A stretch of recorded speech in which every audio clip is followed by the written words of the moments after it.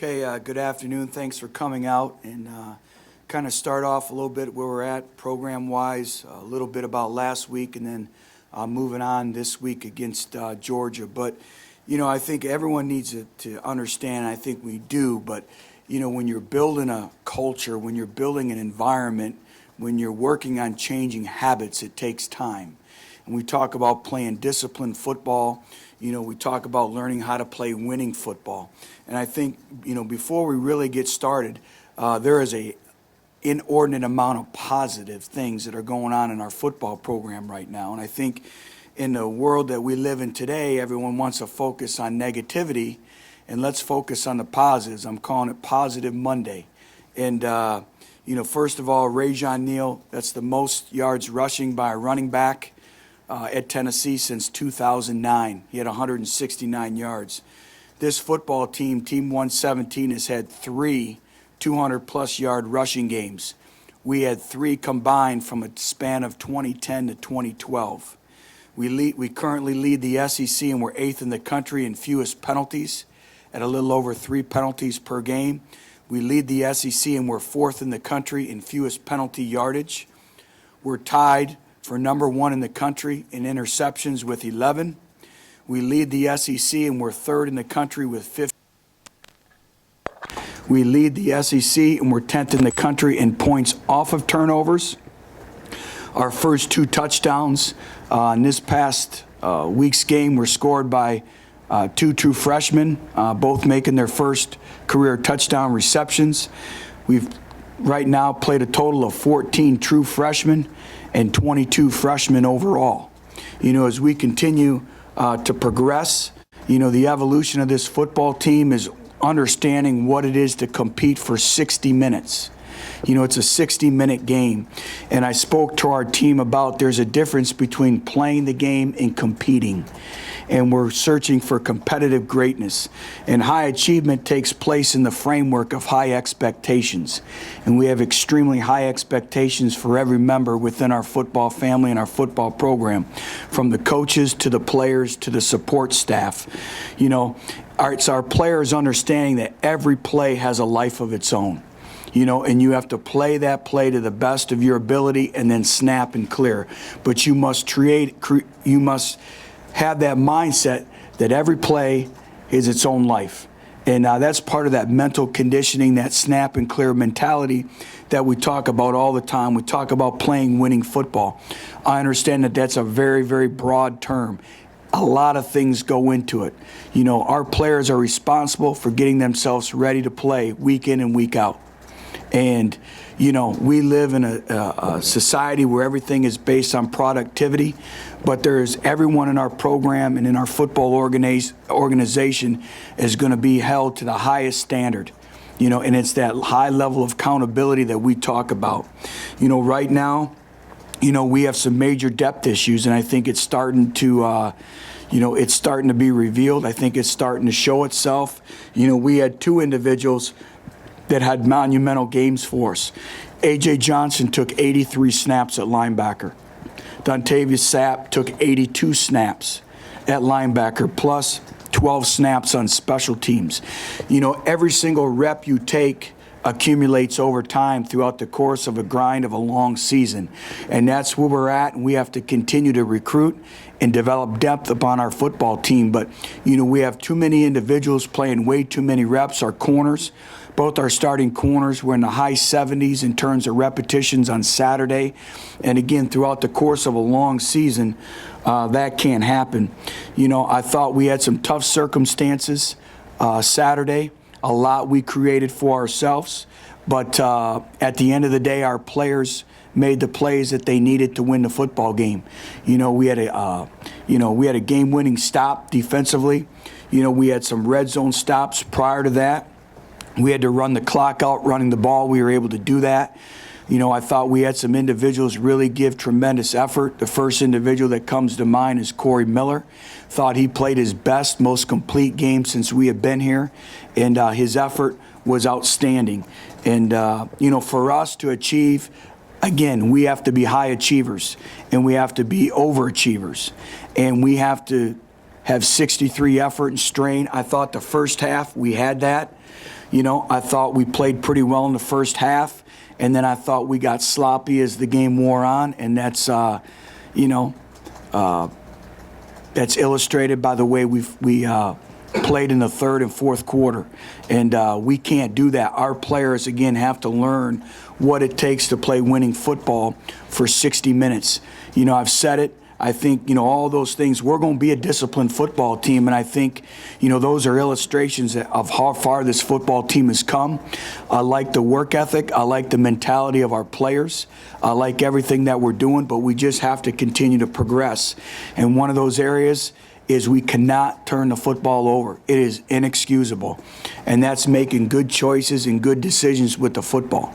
And, so I think that's been kind of, the one area when you look to in terms of being a disciplined football team that we have to take great strides and continue to move forward. We've been careless with the football when we throw it, and we can't continue to have those catastrophic mistakes as we move forward with this football team. I think we all know what we're up against with the Georgia football team coming in here on Saturday at 3:30. Extremely, extremely talented. Their quarterback is as good as any quarterback in the country. He's a Sunday quarterback. He can make all the throws. Very, very skilled on the perimeter. A big physical offensive line with two really three running backs. I look at their football program. They have tremendous depth in all three phases, offensively, defensively, and special teams. And it's going to be a great challenge for us, just like every week. But it's another opportunity. We said we needed to have win 3, and we got win 3. And we're 3-2, and there's a lot of positive things moving forward, and we just have to continue to get better and work on being a much more disciplined football team, especially in the areas of taking care of the football. So I'll answer any questions you may have. Devon Swafford didn't play much after the first quarter. Was he banged up, or was Duran just playing better? No, we had some things in terms of, some matchups, and some mental errors. And so Jerron Toney, I think, is another illustration of an individual who's has been a walk-on in our football program, has earned a scholarship, and he came in and was with Coach Martinez all week wanting extra film study, preparing. We've been on him exceptionally hard, and we thought he played his best football to date, and he really helped us win that football game. What went into thinking for wearing those smoky gray uniforms for the Georgia game? Well, I think a number of things. I think it was time. First of all, it's an opportunity on national television, CBS, 3:30, against a great opponent in Georgia. Obviously recruiting. Players look forward to seeing the different uniforms, and it's something that I think our fan base has been waiting for. And so I know our players have been looking forward to wearing them. I think our fan base, but, that makes no impact in the outcome of the game. We have to play the game. And the game is one between the lines. But, we just thought that the timing was appropriate. What you mentioned after the game, it's been a grind for your players. Your turnover numbers, your penalty numbers up the last 2 games compared to the first part of the season. How do you manage this team when you reference the snaps and the lack of depth? How do you manage them week to week? Well, that's a balancing act, and that's where we come in as coaches. And I think you have to be cognizant of every single snap that they take in practice, and we need quality reps. And we need quantity too to develop the fundamentals. And that's the thing is football is a fundamental football game. Body position, being able to tackle in space, blocking, everything is body position, the route runnings, the small details. And I thought, in the second half, we lacked the small details, which in turn lends itself to big details. So I think it's a balancing act, so we need quality repetitions this week, and we have to make sure that we really map out the repetitions, which we do every week, that they gain in practice. How did they perform? And it's developing our other players. And we need some other players in the program to step up. And, every player has an opportunity to perform on Saturday based on their performance in practice. And that's part of developing a winning culture. That's part of the standard and the expectations that we have set place in this football program. There is absolutely zero entitlement. If you don't practice well in practice, you're not going to play on Saturday. You know, I've never been around what they call gamers, you know, where they just show up and perform at their highest level on game day. You know, the great players have a great high standard of consistency in performance each and every day in practice, and that in turn lends itself to playing well on game day. So, you know, every individual every week has an opportunity to play on the game. It's what they do with those repetitions in practice. The sloppiness in the second half, is that because you got a 31-7 lead or a fatigued football team? I wouldn't say fatigued football team. I would say learning what it takes to play 60 minutes of football in that focus and that concentration. You know, and turnovers. Turnovers can change the complexion of a game. You know, we're down right before halftime going in with the ball on the 2 or 3 yard line, and we come away with 0 points, you know, and then we continue to have turnovers, and you can't turn the football over. Anytime you turn the football over, it lends itself for the other team to have the opportunity to get back in the game. I just think it's taking care of the small details. You know, you treat every play as though it's going to be a game-winning play. You know, who would have known? I thought one of the plays of the game was on the field goal that went wrong. Is they do a great job of advancing it, and the effort by Corey Miller to get the ball carrier down was outstanding. And they came away with 0 points. They missed a field goal. Little did Corey Miller know before the start of that play, if somebody would have said, hey, run that guy down, this is going to be the difference between winning and losing. And that's the mindset that we're building, is sometimes a game can come down to 2 to 3 plays that directly impact whether you win or lose, but you never know what plays they are. That's why you treat every play as though it's a life of its own. You know, and that's the mentality that we're building. And creating those habits are exceptionally hard to do. And you're either creating good habits or bad habits. And I thought a lot of guys, you know, when we got into the game and it was 31-7, we reverted back to some old habits, which cannot happen. And you just have to keep grinding, and our players completely understand.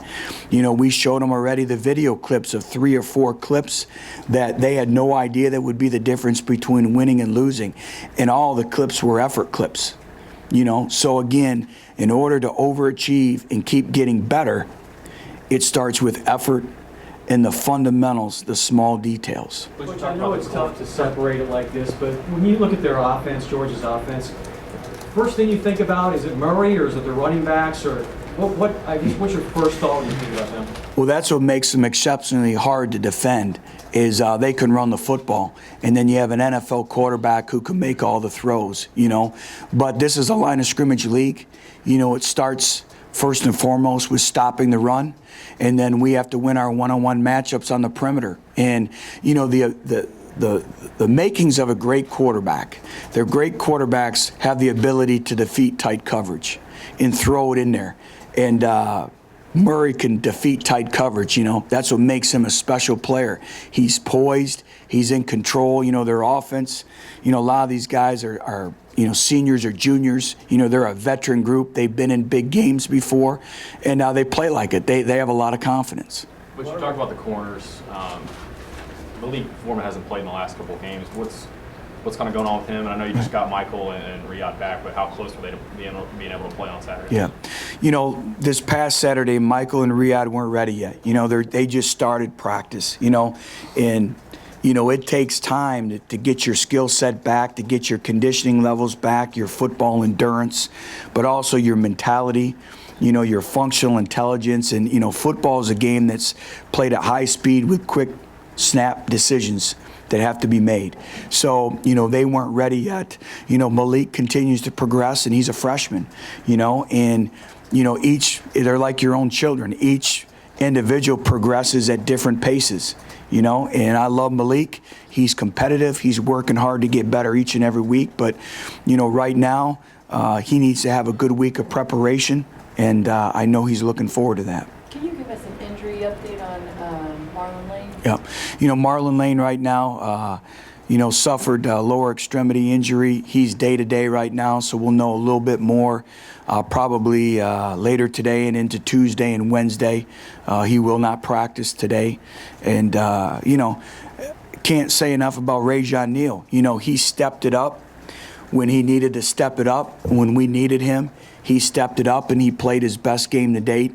And I think those are all great stories that are occurring, and that's part of that overachieving that we've been speaking about. What's the difference you saw in Rajon on Saturday versus maybe earlier? Attacking, you know, decisive in his run reads, getting the ball north and south, making defenders miss. You know, I thought he played at another gear. He showed some burst and acceleration. He made individuals miss, you know, and obviously moving forward against the talent of a Georgia defense, we're going to need his durability and we're going to need some playmaking ability. Butch, in the first 3 games, just in 1 interception, he's had 5 the last 2. Is he being more aggressive in his throws? It seems like there's more downfield throws, or is that just why the more interceptions in the last couple ball games? You know, I think, you know, one of them, you know, again, everything lends itself to the quarterback. The quarterback is 1 out of 11 on the field. There's 10 other players on the field. And I think to the naked eye, you know, the quarterback, you know, like I said, blame, you know, you get all the blame when you lose and you get all the praise when you win. And praise and blame, it's all the same. And the 1 interception, we didn't do a good job in our pass protection and getting the hands of the defender down. We were supposed to be in a cut block protection. We didn't get the defender down. We're in a 3-step drop, and he tips the ball, and they intercept. You know, Justin made the right read. He did his job, you know. And so I think it's all individuals stepping up around him. I think it's the receivers being more precise in their route running, you know. And then I think it's Justin at times throwing the ball away and making good choices and good decisions with the football. And I think sometimes, you know, you get into a mental rut where you're saying, don't make a mistake, don't make a mistake, and you make a mistake. You know, he just has to believe in his coaching, believe in his practice repetitions, and those are things that really, when individuals are really starting, you know, for the first time, and I know he played some games a couple years ago, but, you know, he had a year off. You know, those are all growing pains that you go through with a quarterback. But believe me, there's a great sense of urgency. We have to get those mistakes corrected. But it's not just on Justin Worley. We have to do a better job of coaching him, you know, and our players around him. So, again, he's just 1 of 11, but all eyes obviously point to him. Coach, you said the true freshman quarterbacks weren't ready yet Saturday. How close are they to being ready? Well, I think as the season progresses, each week they get closer, but you'll never really know until, you know, they go into live game repetitions. But, you know, I see these kids every day. I'm in meetings with them every day. You know, I watch their demeanor in pregame warm-ups, and it's one thing when you go into a game and you say, you know, I may play, and, you know, if we get ahead, or, you know, if something happens, no pressure, and then all of a sudden you can see a little bit difference in their demeanor when they say, I'm 1 snap away from playing and taking some meaningful mistakes. And I watch all that. And again, you know, these are 17, 18-year-old young adults, you know, be playing in front of, you know, 100,000 people, you know, national television, you know, against some great defenses, you know. So again, as much as everyone wants to see them, it's my job and it's my responsibility to them, to their parents, and to our football program to not put them in, if given that luxury, until they're ready. And in our professional opinion right now, they haven't been ready. Will that change this week? It may change based on how they handle practice. How can they handle the volume of a game plan? You know, how can they, you know, handle the game speed repetitions? But I'm excited about both quarterbacks, both true freshman quarterbacks. They're great competitors. They're very good football players, and they want to play. And now, you know, it's making sure that we can prepare them to the best they can before they get those reps. I guess Gurley's status is uncertain for Georgia this week. You got to see a little bit of him, of Georgia without him Saturday. How much of a different offense are they when he's not in there? Well, make no mistake about it, he's a great player. But there's no difference in their offense. Marshall is just as good.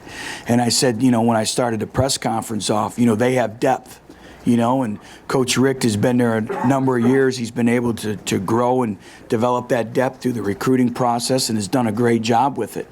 And, you know, building depth takes time. It takes years and years to get that depth, and they definitely have it.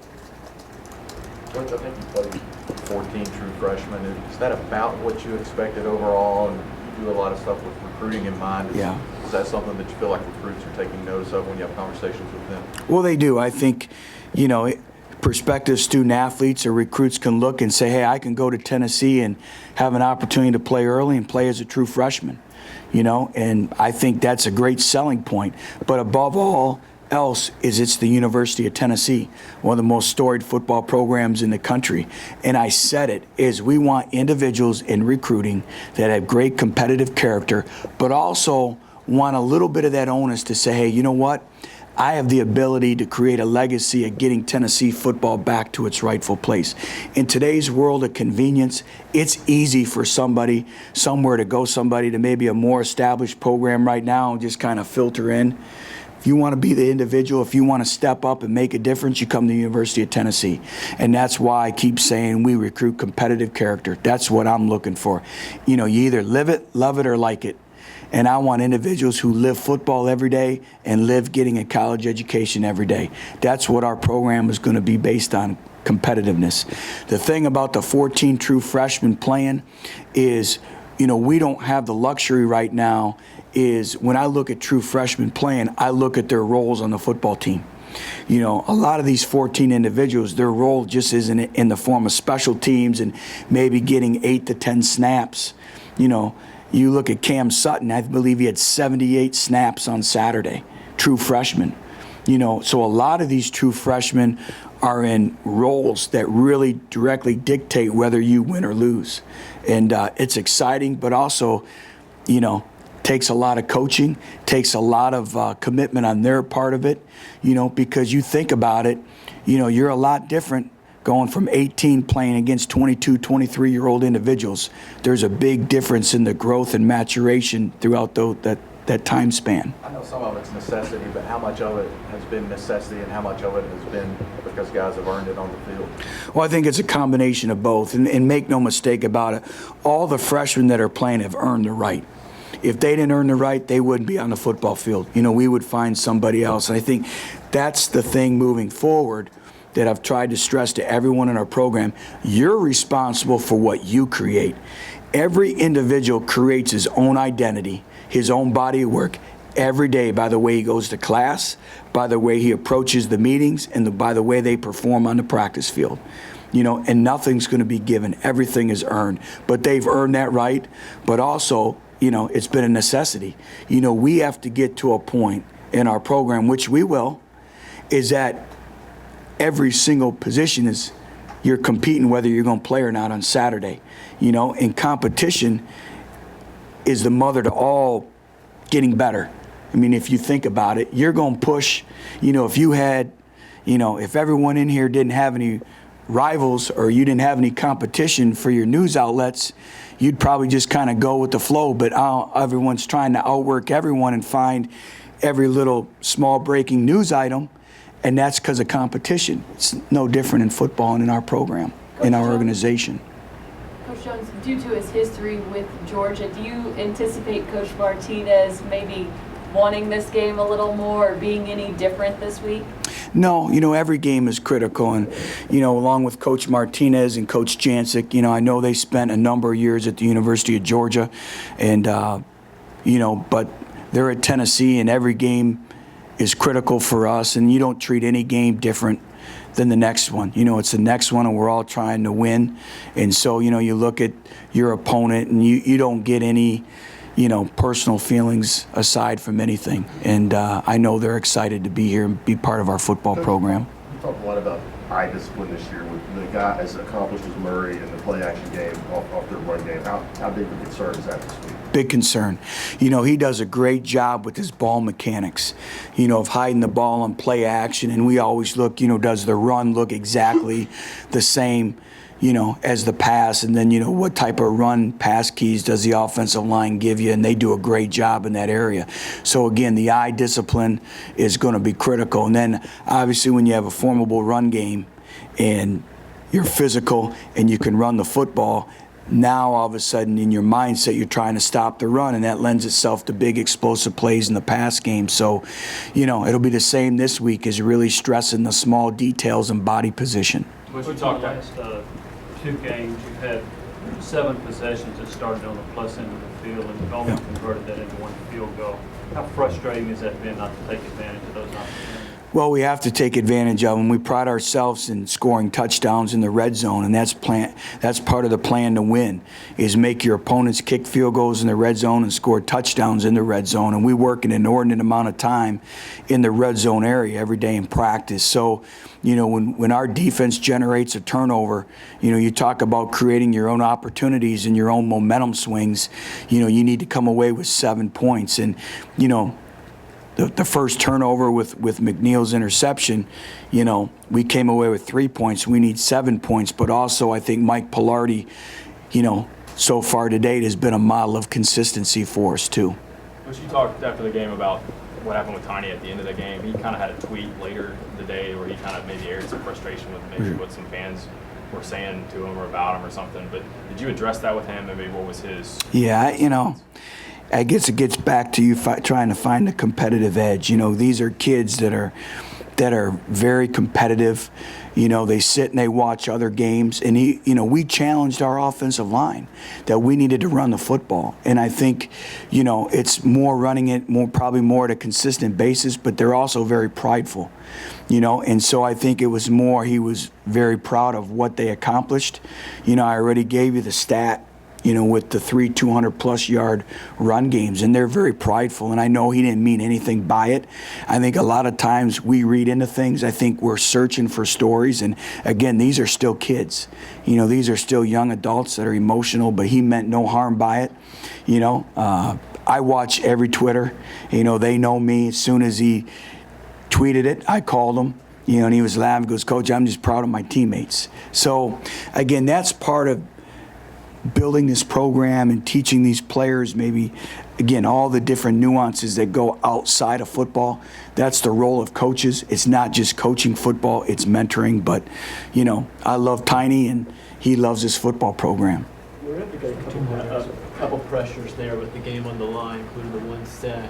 How do you feel about just the City with pass rush at this point in time, and how critical is that going to be with a guy like Murray back there? Oh, it's going to be critical. You know, if we give him time to sit back and throw the football, it's going to be a long day. Just like anybody in the country, if you give Murray time to throw the football, you know, he's going to hurt you. I really liked our mentality at the end of the game. And now, you know, it's the same thing about each play having a life of its own. We need to come off the football in obvious pass rush situations with a mentality that the game is on the line. You know, I saw a whole nother speed level off the rush, off the edges of our defense, from, you know, Corey Miller to Vereen. You know, I thought Vereen gave us some extremely valuable repetitions. Marlon Walls, I tell you what, some of the effort plays that he had Saturday, I showed our football team.